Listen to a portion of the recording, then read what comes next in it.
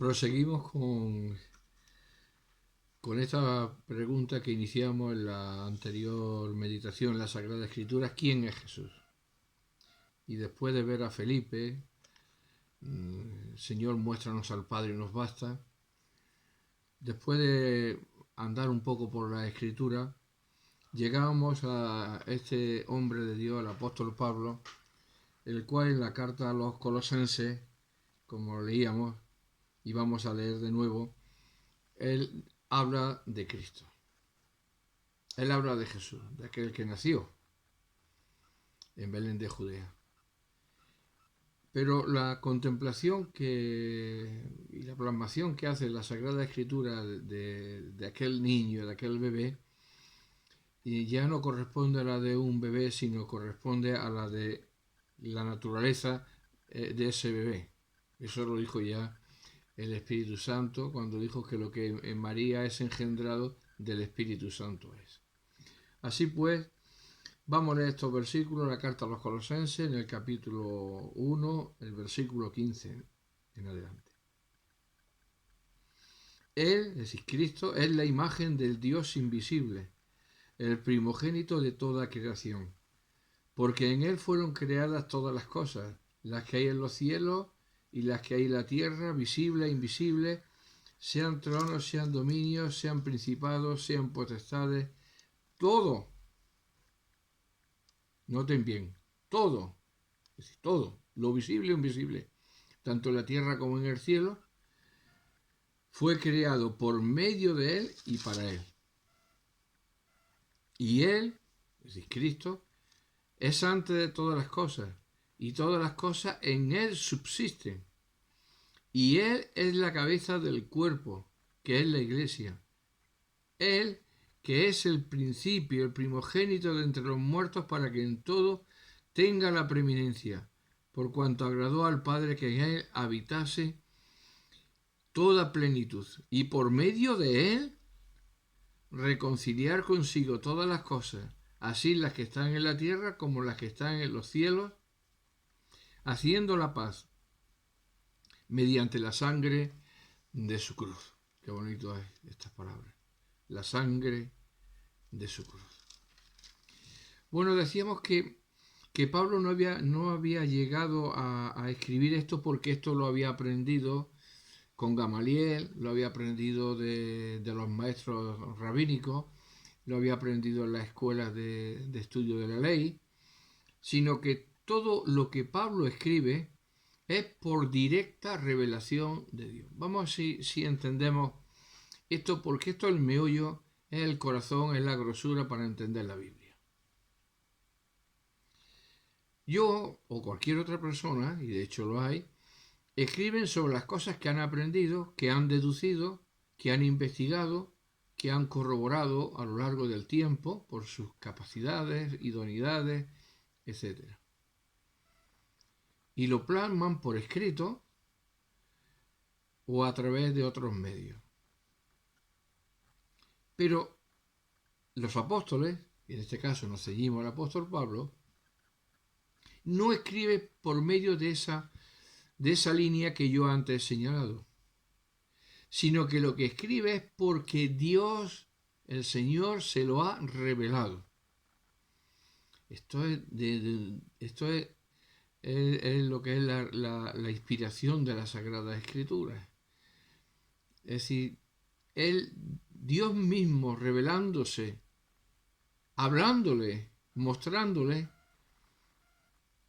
y el Espíritu Santo guiándole para que toda esa enseñanza Él la pueda poner por escrito.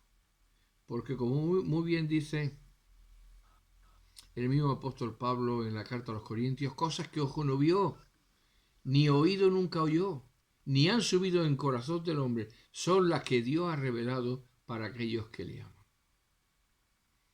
Así que cuando nosotros nos acercamos a la Escritura, a la Sagrada Biblia, no nos acercamos a un libro cualquiera que procede de la investigación, de la capacitación, de la idoneidad, de las actitudes de un hombre o de los hombres, sino que es Dios mismo revelándole palabra a palabra enseñanza a enseñanza, qué es lo que Pablo tenía que escribir y dejar escrito para todas las generaciones a fin de componer este libro maravilloso que es la Biblia. De manera que cuando yo leo esta o cualquier otra parte de la Biblia o cualquier otro escrito de los apóstoles, tengo que tener en mente que es Dios quien me está hablando. Es que muchos avanzados en el pensamiento, estos se pueden llamar listos entre comillas, caminan por otro camino distinto al de este. De tal manera que los escritos de Pablo, de los apóstoles, sobre todo lo que más está en cuestionamiento es la doctrina apostólica. La doctrina apostólica está literalmente arrasada dentro de lo que es el campo evangélico. Es un deterioro horrendo. Por la razón de que son los hombres se han constituido, aquellos que dicen ser hijos de Dios se han constituido en apóstoles sin serlo. Eruditos, escritores de libros, escritores de comentarios, personas que dan enseñanza en iglesias, en muchas iglesias, con gran nombre, se han constituido en los pseudo apóstoles, es decir, los falsos apóstoles, porque han dicho a la palabra de Dios cuál es su significado contraviniendo la propia palabra de Dios. Esto es lo que estaba ocurriendo cuando Jesús nació. Él estaba allí presente y resulta que estando él presente, pues, y reconociéndole que hablaba con autoridad y que enseñaba con autoridad y que hacía milagros, pues no lo creían, se iban tras las palabras de los propios fariseos, sumos sacerdotes, escribas, doctores en la ley, etc. Y en este tiempo, pues también toca este tipo de personas que desvirtúan la imagen de Cristo. Cristo no es solamente la persona que viene a darnos salvación, sino que es también la persona que viene a ser, como hemos leído, cabeza de la iglesia, señor de la iglesia, rey en la iglesia, dueño de la iglesia, y por lo tanto de lo que se hace y de lo que se dice en la iglesia. Y es muy importante notar que en estos versículos tan profundos y tan elevados aparece la iglesia, la cual es su cuerpo y él es su cabeza. En esta bellísima imagen de que la orden, la dirección y todo lo que tiene que ver con ella procede de arriba. Así como mi cabeza ordena a mis dedos que se muevan, como están viendo, y mi boca hable, etcétera, etcétera, así se tiene que hacer en la iglesia. De tal manera que los creyentes tienen que estar muy apercibidos de dónde están primero, de quién es la cabeza. Y lo que nos resta a nosotros es, el cuerpo solamente obedece las órdenes de la cabeza. A ver si también nos enteramos de esta figura, porque esta figura es muy, muy hermosa para comprender las cosas espirituales también y los doctores nos las han enseñado en el ámbito normal de la vida. La cabeza es la que rige el cuerpo, da órdenes a todo el cuerpo, regula todos los mecanismos, funciones, etc. Mis manos no ordenan a la cabeza, mis pies no ordenan a la cabeza, mis piernas no ordenan a la cabeza, mi corazón no ordena a la cabeza. Es la cabeza quien ordena todo mi cuerpo. Pues así es en la iglesia. Pero han pervertido estos versículos. De hecho, es necesario volver a estos versículos no solamente para impactarnos de la gloria de Dios en el sentido de quién es Jesús, que es glorioso, sino de lo que implica, las implicaciones que tiene estos versículos para nuestra vida. Porque podemos quedarnos asombrados de estos versículos y luego llegar en la iglesia y hacer allí pues todo menos lo que Dios ordena.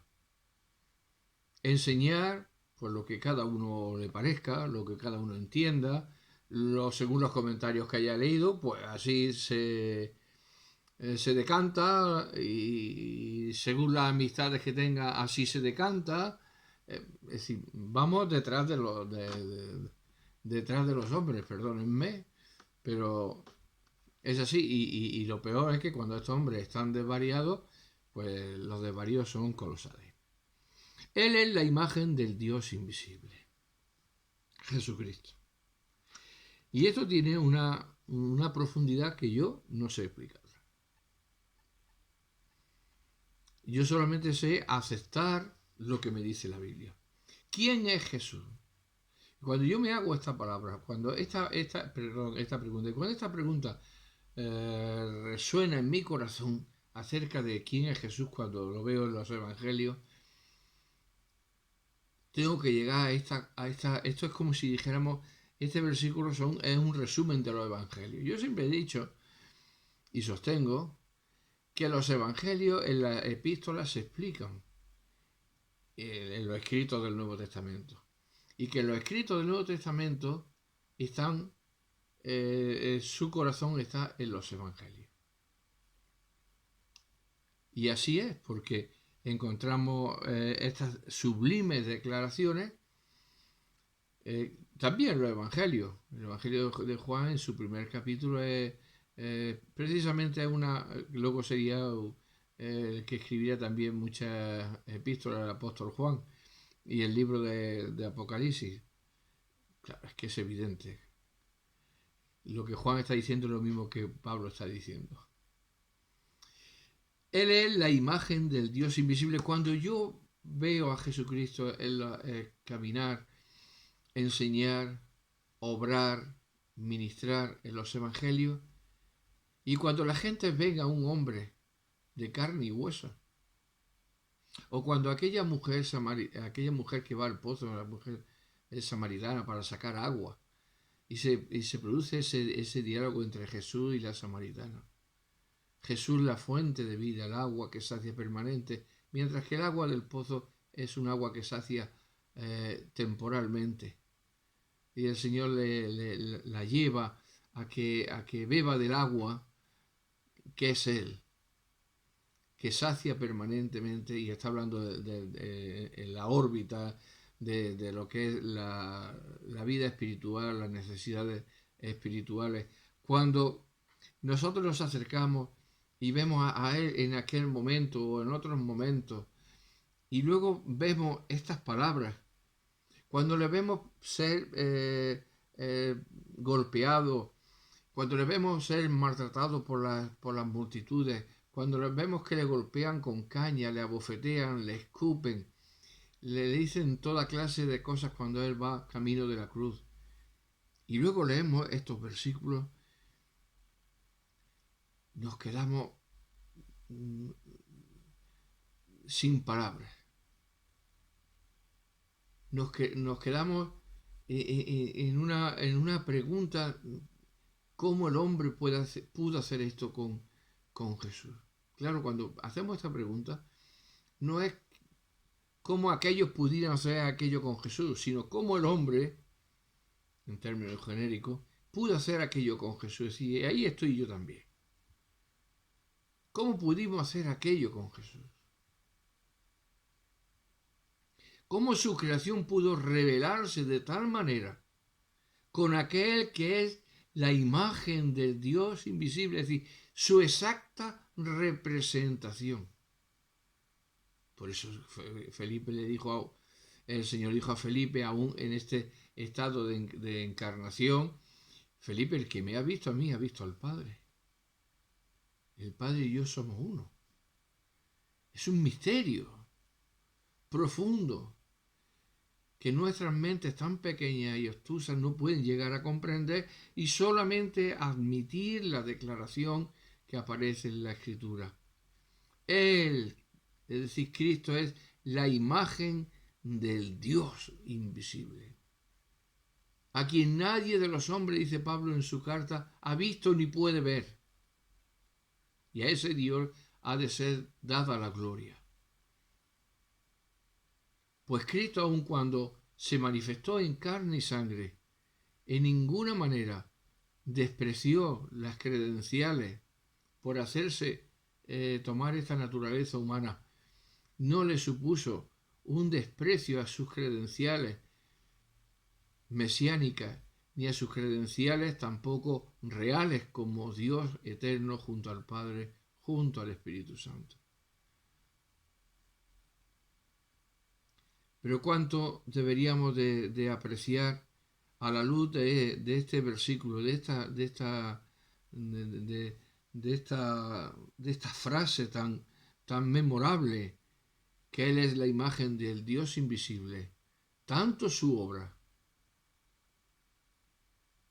en la cruz del Calvario, tanto los resultados de su obra, que es la salvación de las almas y la formación de la Iglesia.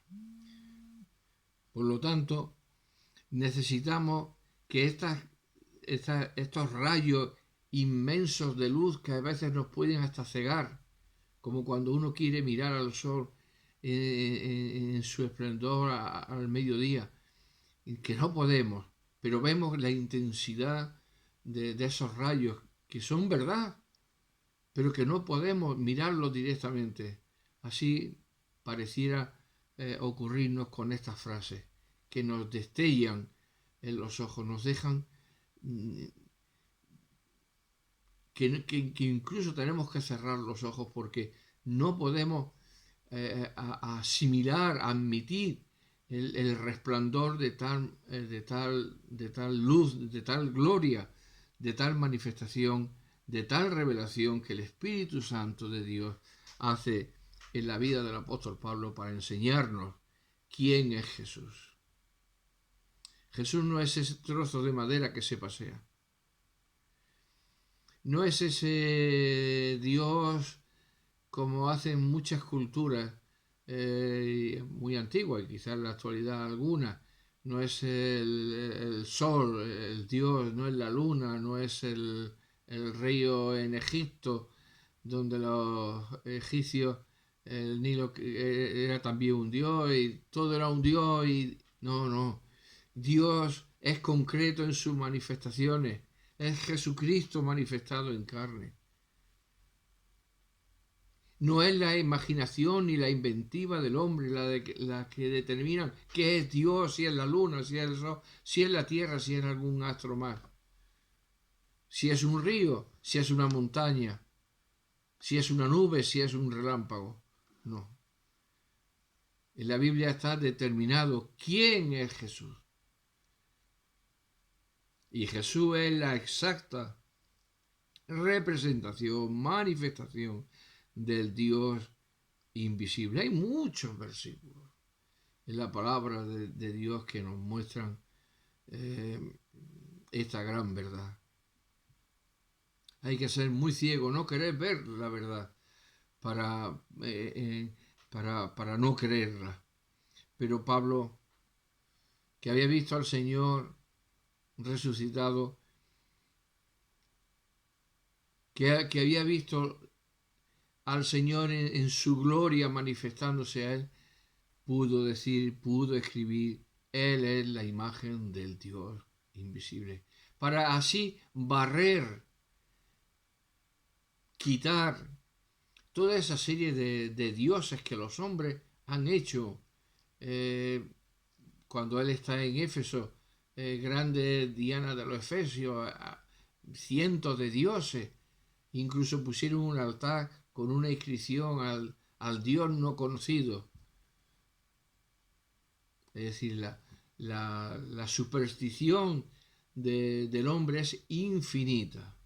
Pero no solamente en tiempos pasados, sino en tiempos presentes, por causa del pecado y por causa de que Satanás induce en el corazón de las personas a adorar cualquier otra cosa que buscar la gloria, la imagen, la persona, la obra, la manifestación, la revelación de Jesucristo en la palabra de Dios y en este mundo, porque hemos leído que la persona de nuestro Señor Jesucristo no solamente tiene que ver con el ámbito de la salvación, sino que incluye la creación de este mundo y la preservación de este mundo día a día, segundo a segundo, minuto a minuto. Así desde que este mundo vino a ser lo que nosotros vemos y en muy pequeña parte conocemos. Él es la imagen del Dios invisible. Vamos a leer también en 2 Corintios, capítulo 4, versículo 4. 2 Corintios 4, 4.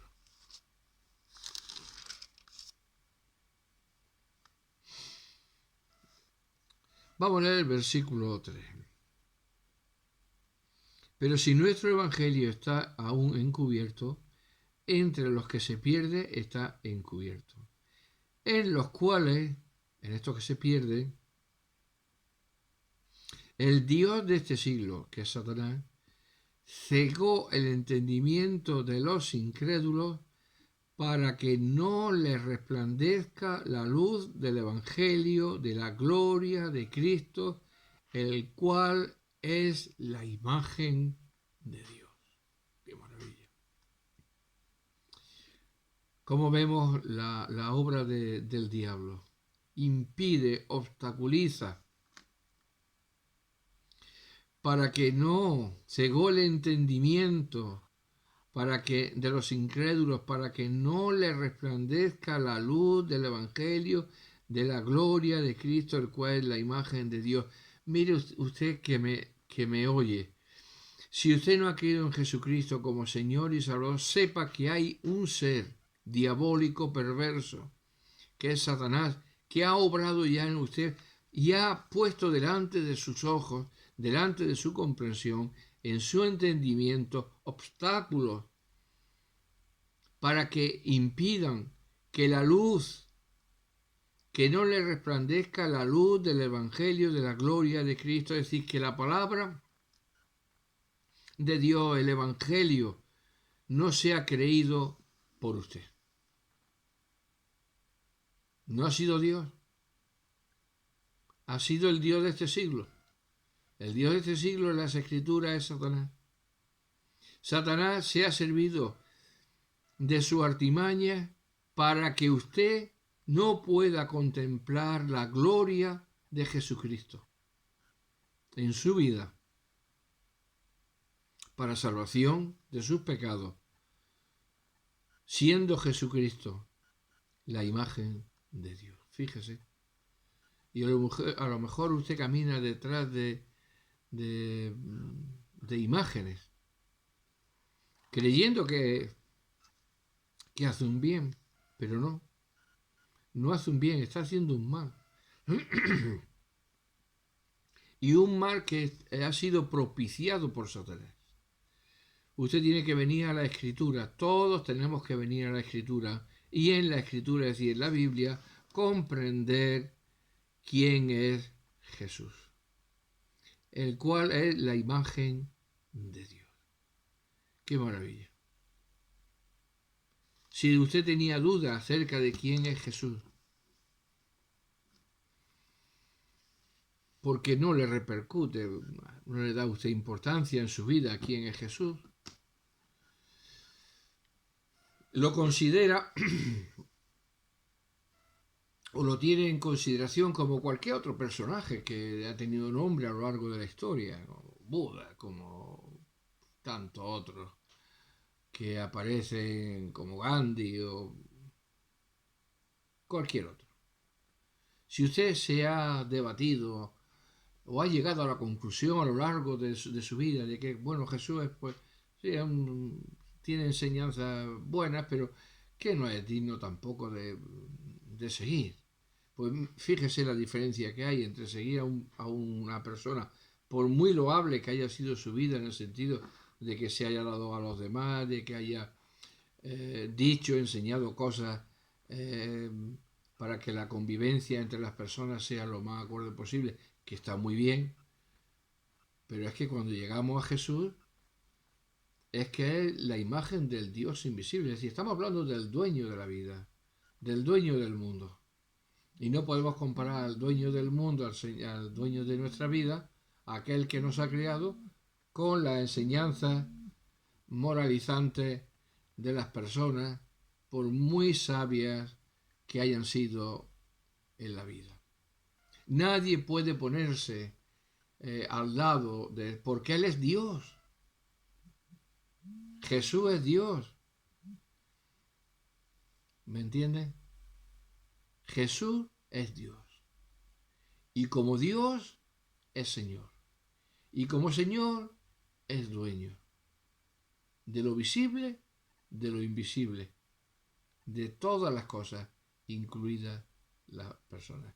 Dice uno de los salmos: de Jehová es la tierra y su plenitud, el mundo y los que en él habitan.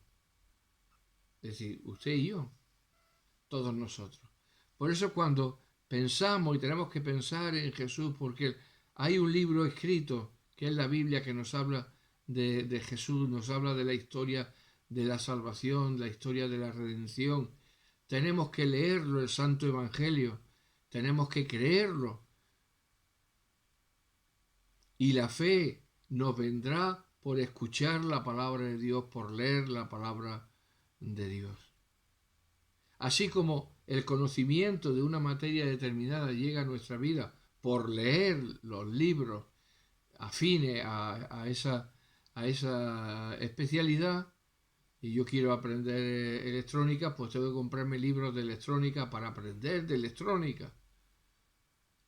Pues para aprender de Jesús, yo tengo que leer la Biblia, tengo que venirme a este libro, no a los que hablan de, como hay, y he escuchado algunos que hablan de Jesús, pero te incitan más a no creer que a creer. No, la Biblia nos marca el camino para creer, y además tiene la provisión, la promesa de que ella dará resultado en nuestra vida, o bien para salvación o bien para condenación. Si leemos la palabra de Dios y no la obedecemos, condenación. Si leemos la palabra de Dios y la obedecemos, salvación de nuestra vida. Pues Él es la imagen del Dios invisible. ¡Qué maravilla! ¿Cómo compaginar esta escena del Dios invisible con Jesús camino de la cruz, clavado en la cruz, con una lanza que traspasó su costado en la cruz, con esa corona de espinas sobre su cabeza? ¿Cómo armonizar esas imágenes? Pues dice el autor a los Hebreos que para entender estas cosas hay una gran verdad. Y lo vamos a leer en la carta a los Hebreos, a la carta a los judíos. Y hay un versículo en el capítulo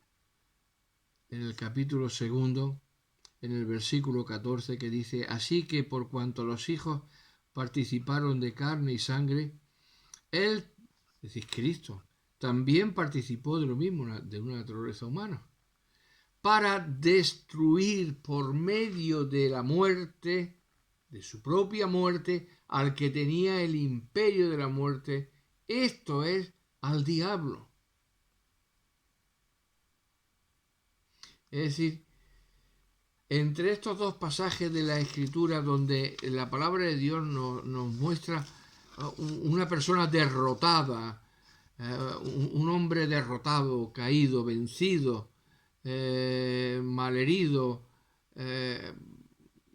ajusticiado, burlado, despreciado, desechado, como dijo el profeta Isaías, no es casualidad, sino que estaba en los planes de Dios, en el propósito de Dios, porque Él tenía que morir. Jesucristo tenía que morir.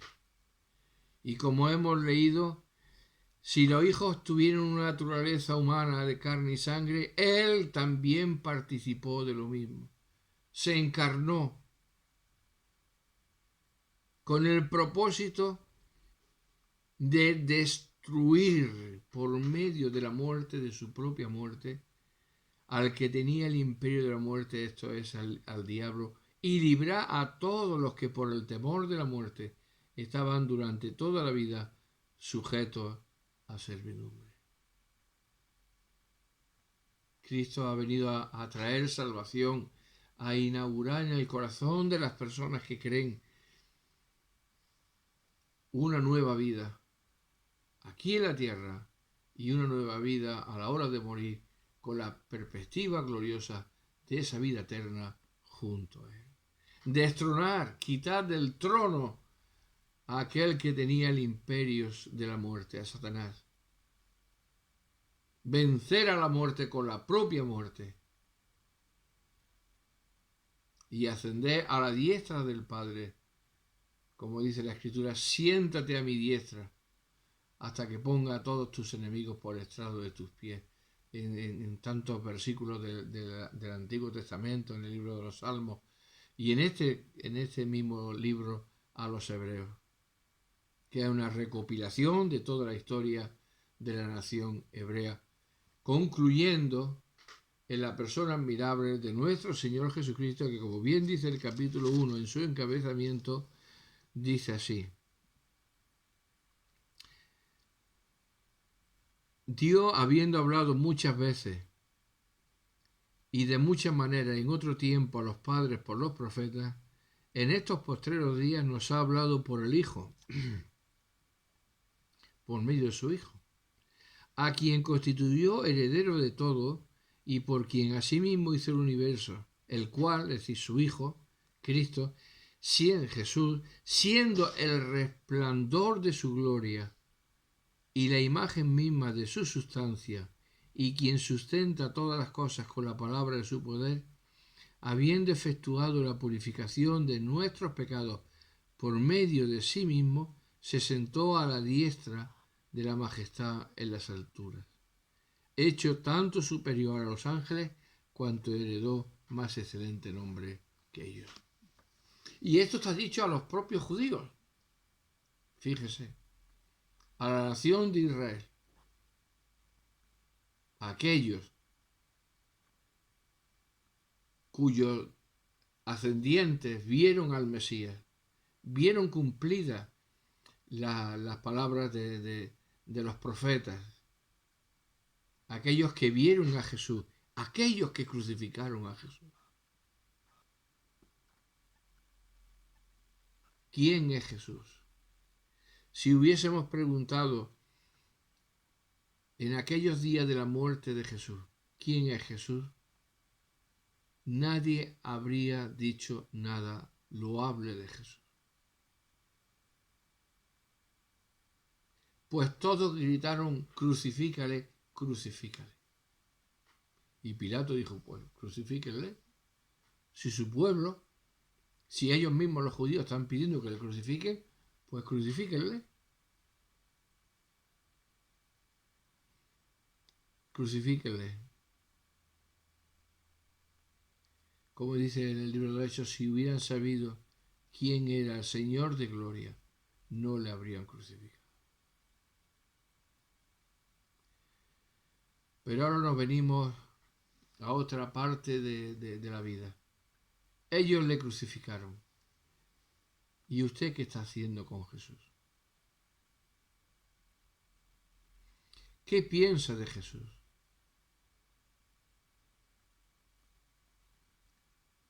¿Qué ha determinado hacer con Jesús?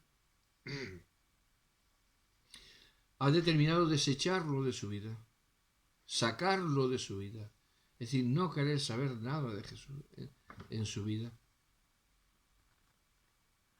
Ha pensado que ciertamente fue una buena persona, pero que él camine por un lado y yo camino por otro.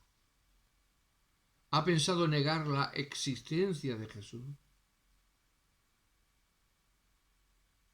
¿O ha pensado que era un hombre con buenas ideas, con buenos propósitos, pero que bueno, que eso está en los registros de la historia, que ya no tiene nada que ver con el tiempo que vivimos de ciencia, donde, donde no tiene el aspecto, diríamos, religioso, no tiene nada que decirnos. Sea cualquiera que sea su determinación, su decisión, está equivocado. Dice la palabra de Dios que Dios manda a todos los hombres que obedezcan a Jesús. Es un mandato del cielo, de Dios. Fíjese muy bien.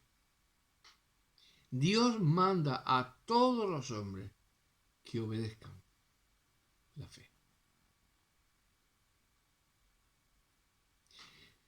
No es una decisión a la que usted llega. Claro que usted llega a esa decisión porque Dios ya la ha previsto y la ha ordenado. Tampoco una decisión que usted puede dejar pasar, decir, a mí no me importa lo que Dios diga, porque tendrá sus consecuencias en el futuro. Yo quiero decirle en nombre de Dios lo que Dios dice. Dios manda a todos los hombres en todo lugar que se arrepientan. Cuando se escucha el mensaje del Evangelio, cuando se predica quién es Jesús, cuando se ensalza la persona de Jesús en su estado eterno de gloria y de honra, cuando se ensalza la persona de Jesús, cuando Él desciende y nace en Belén para morir y dar su vida por los pecadores. Dios manda en todo lugar que los hombres se arrepientan, que oigan, que crean, que obedezcan. Porque de lo contrario ya hemos leído en 2 Corintios 4:4 que es el diablo el que está impidiendo que la luz, como esta pantalla, llegue a mí. Si yo obstaculizo, no me llega la luz. Estoy impidiendo que la luz me resplandezca. Pero si yo lo quito esto, la luz verán que en mi rostro resplandece. Satanás está haciendo eso con ustedes. Si no han creído en Jesús, si no saben todavía quién es Jesús, es porque Satanás está impidiéndoles que comprendan, que vean que esa luz, aquella luz verdadera que venía a este mundo, que alumbraba a todo hombre, como dice en el inicio del Evangelio, pueda resplandecer en sus corazones para entender, para creer, para arrepentirse de sus pecados. Y dice la palabra que acerca de Jesús, que aquella luz vino a este mundo. Y los hombres amaron más las tinieblas que su luz. ¿Saben ustedes por qué? Dice Juan en su Evangelio, porque su obra era mala. Así pues, usted tiene que preguntarse, ¿qué está haciendo con Jesús? ¿Qué está haciendo con el Santo Evangelio? Si son obstáculos que Satanás ha puesto, Dios le manda que obedezcan el Evangelio y que se arrepientan. Porque como dice la Biblia, si no se procede así es porque su obra era mala, es decir, porque quieren permanecer en una vida, en un estado de pecado y en desobediencia a Dios. Porque Dios ha dado testimonio de sí mismo por medio de su Hijo. Por medio de Jesucristo Dios ha dado testimonio a este mundo de que se haya inmerso en la más grave crisis, que no es una crisis financiera, que no es una crisis de salud, que no es una crisis moral, que la crisis permanentemente que atraviesa este mundo desde que Adán y Eva pecaron en el huerto de Edén es una crisis espiritual.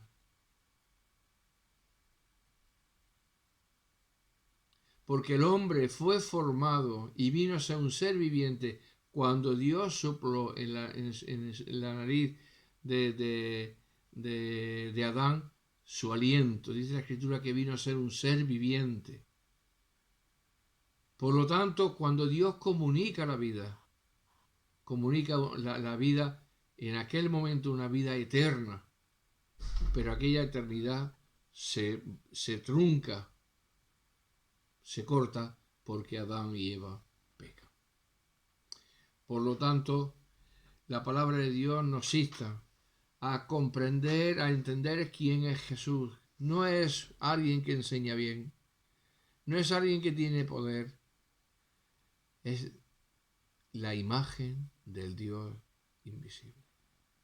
Y cuando usted llegue a los evangelios, si no lo ha leído nunca o si lo ha leído alguna vez, tenga esta declaración en su mente. Él es la imagen del Dios invisible. Y por eso verá cómo el Señor conocía los pensamientos y los corazones de ellos. Conocía qué querían hacer. Esto lo dicen los evangelios. Sabían que lo iban a crucificar, porque como Dios lo sabe todo. Y siendo como Dios, rehusó tomar su poder, como dijo a sus discípulos: Señor, vamos y peleamos para que esto no te acontezca. Y dice: ¿no sabes que yo puedo orar a mi Padre y Él enviaría docenas de legiones de ángeles y todo esto se desaparecería? No, pero para esto he llegado a esta hora. Rehusó usar su poder, porque Él hablaba y la gente se caía a tierra, porque los demonios tenía poder sobre ellos, porque tenía poder sobre Satanás cuando le llevó para ser tentado, porque tenía poder y sabiduría, porque era Dios, para vislumbrar cómo Satanás obraba a través de los demás, como le dijo a su amigo Pedro, cuando él le dijo: Señor, lo que me acaba de decir de tu muerte que no te acontezca. Y él dijo: quítate de delante de mí, Satanás, porque me eres tropiezo. Conocía quién y cómo actuaba Satanás. Y podía verlo directamente cara a cara con él en el desierto y tantos momentos de la vida, porque dice que fue tentado en todo y pudo resistir. Y nunca cedió a ninguna pretensión de Satanás, porque él era la imagen del Dios invisible. Nuestra curiosidad como humanos nos lleva siempre a querer saber. El querer saber es parte de nuestra locura y de nuestra depravación. Esto es lo que le dijo Satanás en el huerto: seréis como Dios, sabiendo el bien y el mal. Y a nosotros nos gusta indagar, ¿y qué es eso de la imagen del Dios invisible?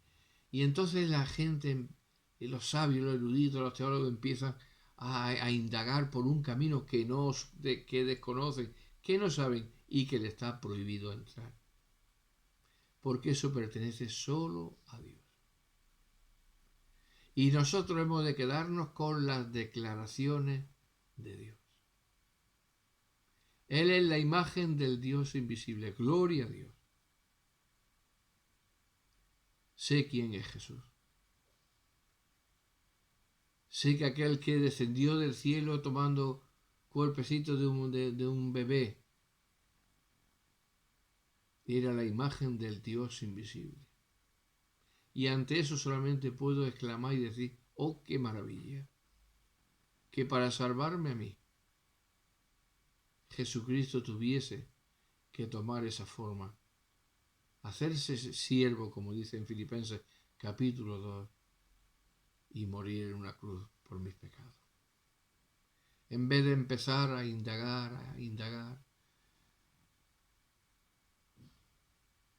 debemos de llegar a la conclusión que antes le he mencionado.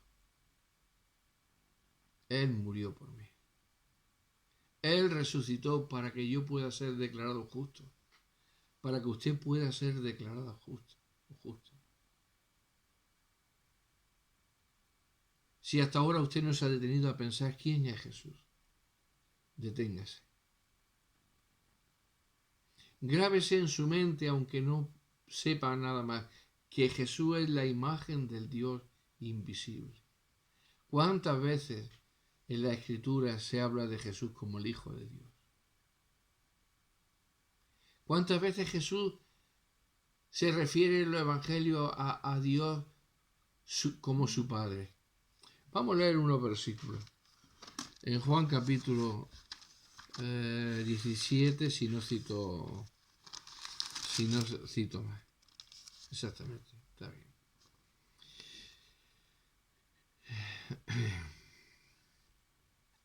Estas cosas habló Jesús y levantando los ojos al cielo dijo, Padre, la hora ha llegado. Glorifica a tu Hijo para que también tu Hijo te glorifique a ti. Así empieza esta oración de Jesús a su Padre Celestial. Esta oración es una oración hecha para ti y para mí. Esta oración es la oración de salvación, de intercesión. Esta es la oración en la que Jesús derrama su alma delante de Dios. Es la que resume toda su vida, todo el propósito de su venida. Es la que nos abre el corazón de Dios y el corazón de Jesús. Versículos antes, ahora está hablando de la obra del Espíritu Santo. Por medio de las Escrituras convenciéndonos de cuán miserables y pecadores somos. Y ahora Jesús abre su corazón para hablarnos, de revelarnos del deseo intenso de Él, de agradar a Dios, de glorificar a Dios a través de su muerte, y que a través de su muerte, de su vida y de su ejemplo, y de la palabra que Él ha venido a traer, muchos podamos llegar al conocimiento de la verdad. Yo les he dado tu palabra, y el mundo los aborreció porque no son del mundo como tampoco yo soy del mundo. Mas no ruego solamente por esto, sino también por los que han de creer en mí por la palabra de ellos. Año 2021, creo que estamos a finales de octubre. Aquí hay una persona en la que se ha cumplido este versículo. Yo soy uno de los que están en este versículo.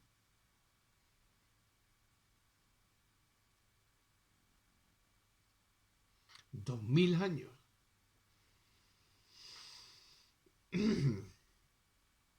Hace que el Señor hizo esta oración. Y yo estaba en este versículo.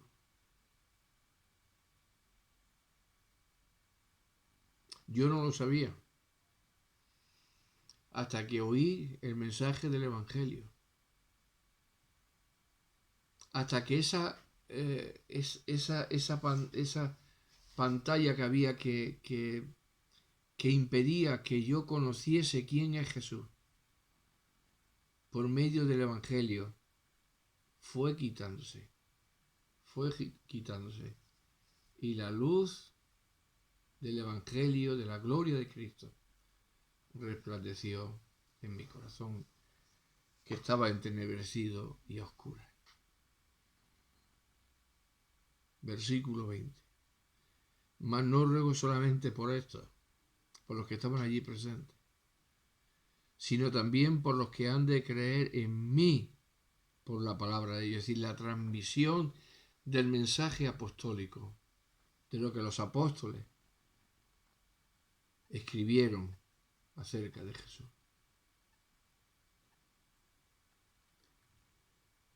Usted puede también estar en ese versículo, si usted cree de todo corazón.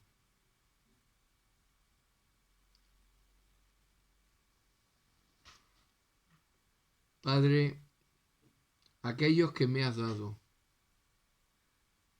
también muchos se pierden en estas cosas. Vamos a ser sencillos a la hora de interpretar la Sagrada Escritura y dejarnos de términos que creamos, de definiciones que han creado, que lo único que hacen es entorpecer el conocimiento de la Biblia. Vamos a ser sencillos y quedarnos donde la palabra se queda. Padre, aquellos que me has dado, quiero que donde yo estoy, también ellos estén conmigo, para que vean mi gloria que me has dado, porque me has amado desde antes de la fundación del mundo. Jacobo, Pedro y Juan fueron tres que subieron al monte de la transfiguración con Jesús y vieron una anticipación de la gloria de Jesucristo. Allí aparecieron Moisés y Elías también. Y la voz del cielo que vino diciendo: este es mi Hijo amado en el cual tengo complacencia a él. Oíd.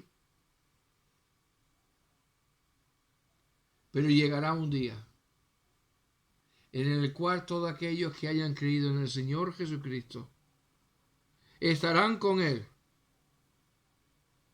Quiero que donde yo estoy, también ellos estén conmigo, para que vean mi gloria. ¿Qué hemos leído en la carta a los Hebreos? Vamos a volver otra vez a este versículo.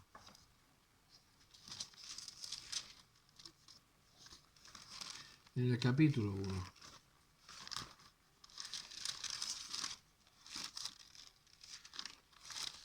Capítulo 1 de la carta a los Hebreos. El cual, siendo el resplandor de su gloria, noten bien, y la imagen misma de su sustancia, quiero que donde yo estoy, también ellos estén conmigo, para que vean mi gloria que me has dado, porque me has amado desde antes de la fundación del mundo, eternamente. El Señor Jesucristo ora a Dios, clamando, pidiendo que la gente se arrepienta, que la gente le conozca, para que un día puedan ser partícipes de la bendición eterna de ver a Jesucristo en su estado de gloria pura, santa. Y ya no decir como decían aquellos, decíamos en la primera parte, pero ¿cómo este que dice que ha descendido del cielo? Pero si es hijo de José y María, cuyo padre y madre conocemos, ¿cómo dice este que ha descendido del cielo?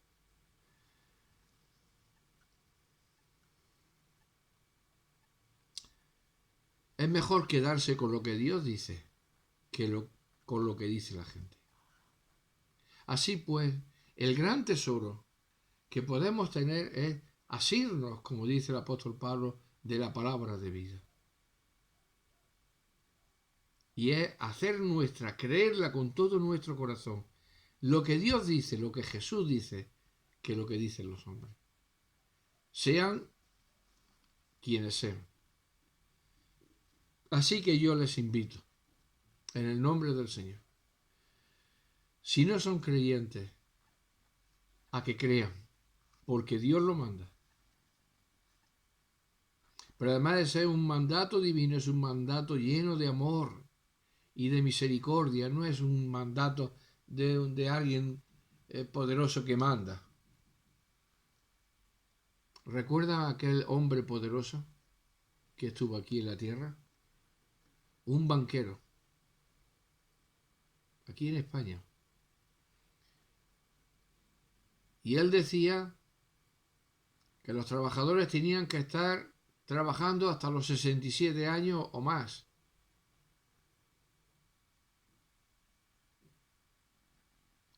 Murió. Se acabó su orden. Era despiadado, rico, pero quería que los trabajadores, ese que ha estado el hombre en el campo toda su vida doblado, ese que ha estado dando hierros toda su vida doblado en obras, cargando. Sí, además porque hay trabajos que requieren mucho esfuerzo, mucha penuria. ¿Por qué no distanciaba de uno y de otro?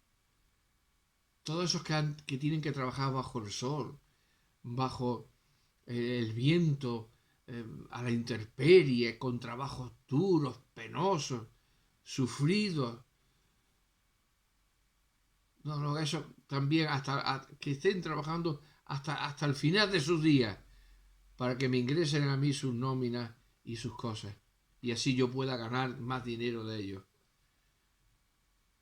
Cruel, despiadado, Dios se lo llevó e hizo bien. Le valió de poco sus consejos, afortunadamente. Dios no es así, no es un tirano como este. No quiero mencionar el nombre.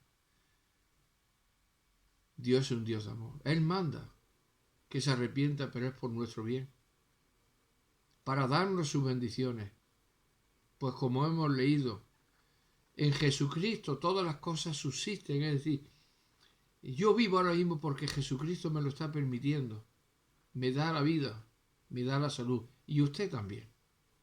Y la flor del campo que usted ve también. Y los pajarillos del campo que usted oye también.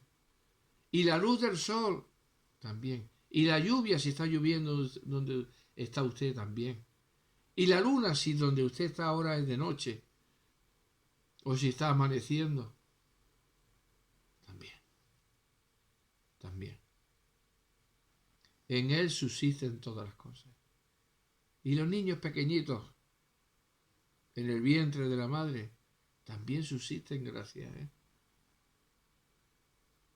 Y la ovejita que nace en el campo y tiene que empezar a correr, también.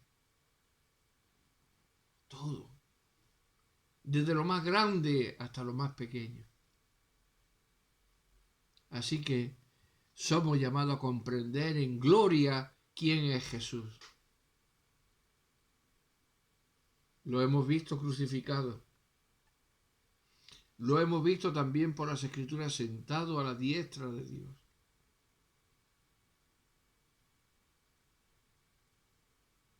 Por lo tanto, no tenemos razones para no creer en Él. Solo que nuestro corazón sea un corazón sencillo y noble para admitir con prudencia lo que Dios dice desde el cielo. Que nuestra arrogancia no nos impida creer lo que dice Dios. Que nuestra sabiduría, nuestro conocimiento, lo que podemos tener de sabiduría y conocimiento, no sea el obstáculo que nos lleve a la condenación eterna, sino que dejemos todo lo que somos, nuestra sabiduría, nuestras ideas, todo lo que nosotros tenemos en nuestra mente acerca de Dios, lo dejemos a un lado y vengamos a la palabra, al Santo Evangelio, para creer todo lo que Dios ha dicho. Terminamos con una cita del propio Señor Jesucristo en el libro de Lucas.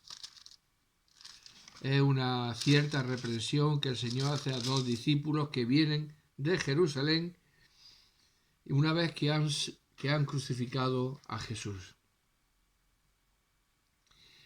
Y Él le tiene que decir lo siguiente. Vamos a leer los versículos. El Señor le dijo, ¿qué plática, es decir, qué conversaciones son estas que tenéis entre vosotros mientras camináis y por qué estáis tristes?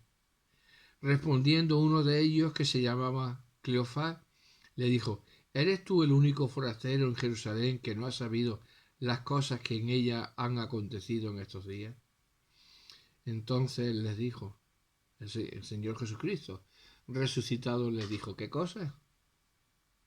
Y ellos le dijeron, de Jesús Nazareno, que fue varón profeta, poderoso en obra y en palabra delante de Dios y de todo el pueblo. Y cómo le entregaron los principales sacerdotes y nuestros gobernantes a sentencia de muerte y le crucificaron. Es decir, no fue un cuento. Allí había testigos que vieron cómo en la cruz se muere. Los crucificados, los que eran puestos en la cruz, morían. Y si no morían por sí mismos, llegaba el soldado como hizo con Jesús y clavó su lanza en el costado derecho.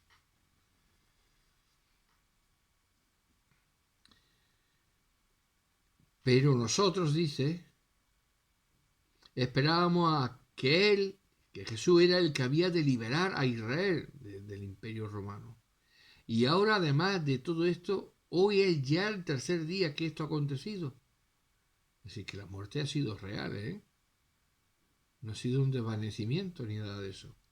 Aunque también nos han asombrado unas mujeres de entre nosotros, las que antes del día fueron al sepulcro, y como no hallaron su cuerpo, vinieron diciendo que también habían visto visión de ángeles, quienes dijeron que él vive. Algo ha sucedido, ¿eh? Porque hay el testimonio de personas, de unas mujeres que han ido al sepulcro y que han regresado diciendo que el cuerpo no está allí y que habían visto una visión de ángeles, quienes estos ángeles dijeron que Jesús vive. Y fueron algunos de los nuestros, es decir, no confiándose a las palabras de las mujeres, otros procedieron a ir allí al sepulcro. Lógico, yo hubiera hecho lo mismo. Y hallaron así como las mujeres habían dicho, pero a él no le vieron. Entonces Jesús les dijo, oh insensatos y tardos de corazón, para creer todo lo que los profetas han dicho.